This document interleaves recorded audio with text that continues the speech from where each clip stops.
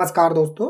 जैसा कि आप लोग सभी जानते हैं कि यूपी पुलिस की अब कोई सी भी आपको वैकेंसी देखनी है, यानी कि आपको यूपी पुलिस का अगर कोई सा भी एग्ज़ाम देना है, तो उसके लिए ओटीआर की व्यवस्था कर दी गई है। यानी कि आप किसी भी एग्ज़ाम को देना चाहते हैं यूपी पुलिस का, तो उसके लिए फ़ॉर्म भरेंगे, तो उस फ़ॉर्म को भरने के लिए आपको ओटीआर होना ज़रूरी है, यानी कि वन टाइम रजिस्ट्रेशन होना ज़रूरी है।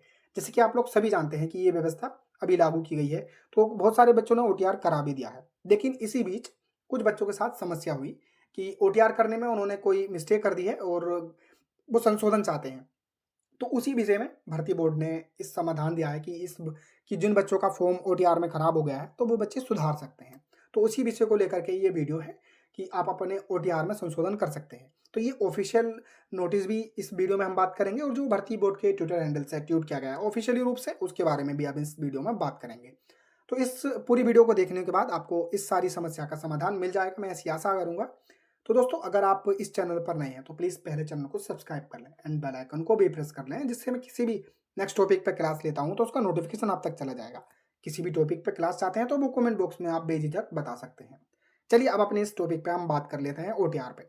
ठीक है, देखो हम पहले देखेंगे कि जो भर्ती बोर्ड के ट्विटर हैंडल से ट्वीट किया गया उसके बारे में। ठीक है, इसमें लिखा है कि उत्तर प्रदेश पुलिस भर्ती एवं प्रोन्नति बोर्ड द्वारा आवेदन करने की प्रक्रिया हेतु वन टाइम रजिस्ट्रेशन यानी कि ओटीआर की प्रणाली दिनांक 31/7/2025 से लागू है।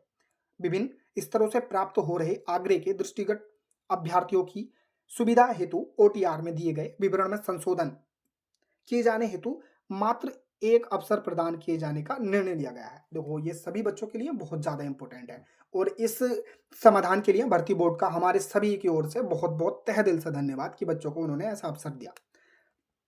देखो, अभ्यर्थी दिए गए लिंक दे रखा है पर जाकर रजिस्टर अकाउंट में लॉगिन करने के उपरांत मॉडिफाई ओटीआर डिटेल्स टैब या सेक्शन में जाकर अपने विवरण को संशोधित या मॉडिफाई कर सकते हैं। इस बात का देखो ये मतलब है, जिनका भी ओटीआर करते वक्त कोई मिसप्रिंट हो गई थी या गलती हो गई थी ना, जैसे कोई भी इंफॉर्मेशन देने में, तो वे बच्चा अब इससे सुधार सकता है। ठीक है, उन्होंने ये अवसर दिया, उनके लिए बहुत बहुत धन्यवाद भर्ती बोर्ड को।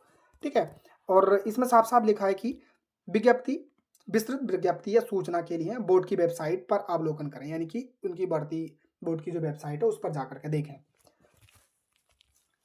और ये जो आप जैसा कि सभी जानते हैं, ये जो ट्वीट किया गया था वो 9:42 पे किया गया था, 2 सितंबर 2025 को। ठीक है, अब जो इसमें हम नोटिस है ना वो देख लेते हैं, जो कि ये नोटिस है। आप इस नोटिस से मैंने मुझे ऐसी आशा है कि आपने ये देख ही लिया होगा। इसमें लिखा है कि वन टाइम रजिस्ट्रेशन यानी ओटीआर के संबंध में महत्वपूर्ण सूचना का प्रकाशन। ओटीआर में संशोधन की अनुमान्यता। देखो, अब आप ध्यान से सुनेंगे तो आपको सारी चीजें समझ में आ जाएंगी। देखो, जिन भी बच्चों का ओटीआर करते वक्त कुछ गलतियां हो गई हैं तो उन वो बच्चे बहुत ध्यान से देखें और उन बच्चों तक इस वीडियो को ज्यादा से ज्यादा शेयर भी कर दें। जिसमें लिखा है कि उत्तर प्रदेश पुलिस भर्ती एवं प्रोन्नति बोर्ड द्वारा अभ्यर्थियों के व्यापक हित में चयन हेतु आवेदन करने की प्रक्रिया को सुविधाजनक, सरल, पारदर्शी व सुगम बनाने की दृष्टि से वन टाइम रजिस्ट्रेशन यानी कि ओटीआर की प्रणाली दिनांक 31/7/2025 से लागू है।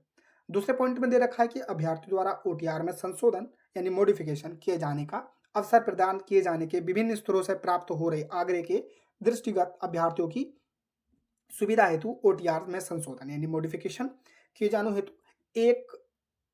हेतु मात्र एक अवसर प्रदान किए जाने का निर्णय लिया गया है। तो देखो, अब आप बहुत ध्यान से दें। ठीक है, सुने इस चीज को।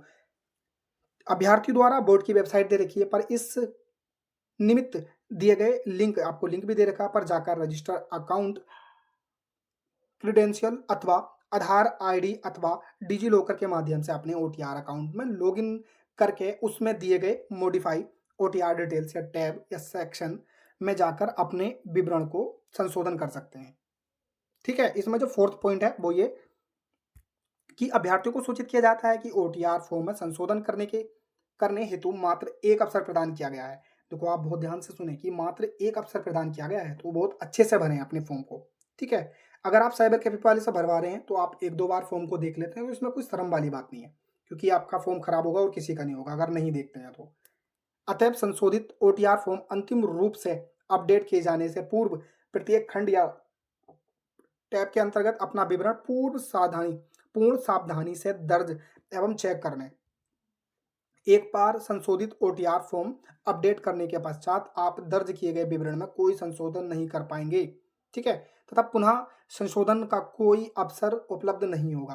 ओटीआर पंजीकरण करने में आ रही किसी भी समस्या के निराकरण हेतु अभ्यर्थी इस हेल्पलाइन नंबर दे रखी है पर प्रातः 10 बजे से शाम 7 बजे के मध्य संपर्क कर सकते हैं। ठीक है, आई थिंक ये सारी चीजें आपको समझ में आ गई होंगी कि जिन भी बच्चों ने ओटीआर कराया था, अगर कुछ बच्चों के ओटीआर करने में कोई प्रॉब्लम हुई है, यानी कि कोई गलत इन्फॉर्मेशन आपकी वहाँ पर भर दी गई है या भरी गई है, जिससे कि आप संशोधन चाहते थे, तो उसी विषय में ये नोटिस है भर्ती बोर्ड का। तो भर्ती बोर्ड को बहुत-बहुत धन्यवाद कि बच्चों के बारे में बहुत अच्छा सोचने के लिए।